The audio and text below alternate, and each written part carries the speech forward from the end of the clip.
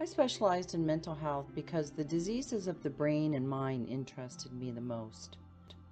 Then I spent the next 27 years telling my patients that symptom management was their best outcome and that the benefits of medications outweighed the risks. I didn't question the chemical imbalance theory I was taught because I believed it was based on scientific evidence.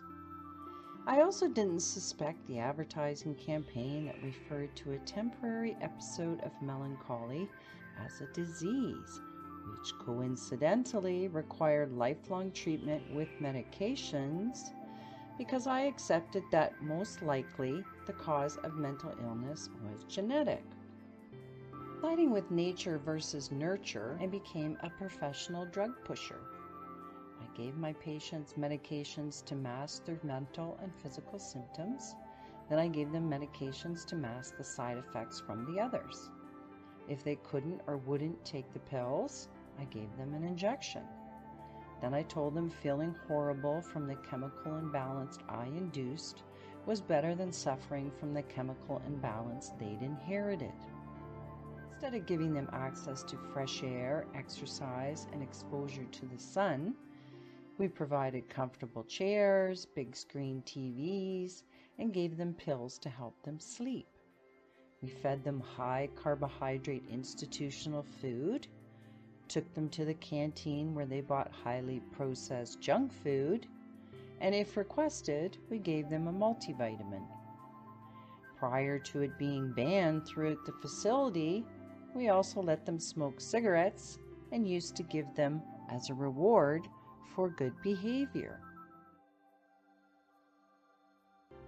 Along with not being aware of who financed the studies producing the corrupted results, I wasn't aware that those same companies funded the mental health associations, that wrote the diagnostic manual, that all healthcare professionals, insurance companies, and mental health law referenced. Along with being an advocate and unpaid sales rep for the pharmaceutical industry, I was a loyal customer with a fully stocked micropharmacy in my home.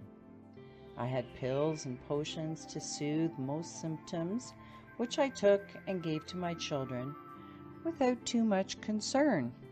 If I couldn't relieve my symptom with the pills I had on hand, I went to my doctor for another prescription. If the new pill didn't work, she referred me to another doctor who specialized in symptom removal using a scalpel, radiation, or stronger chemicals. I readily accepted the increased risk and the higher fee because I believed the doctor was going to fix me. Even though less than 1% of all diseases are solely due to an inherited alteration in one's genome, I also blamed my symptoms on my genes because perceiving myself as a powerless victim was much easier than admitting I was the problem. As with most middle-aged adults, masking my symptoms and blaming my genes eventually caught up with me, and I found myself at a crossroads. The path I knew involved doctors, pills, and managing a chronic illness. The other involved teachers, self-mastery, and healing. Tired of being sick and tired, I chose the unfamiliar path where I entered Reiki energy. Playing a significant role in my recovery, I began studying the ancient healing modality and eventually left the Sickcare system. Ever since, I've combined wellness coaching with Reiki energy, and unlike my former patients, my clients actually get better.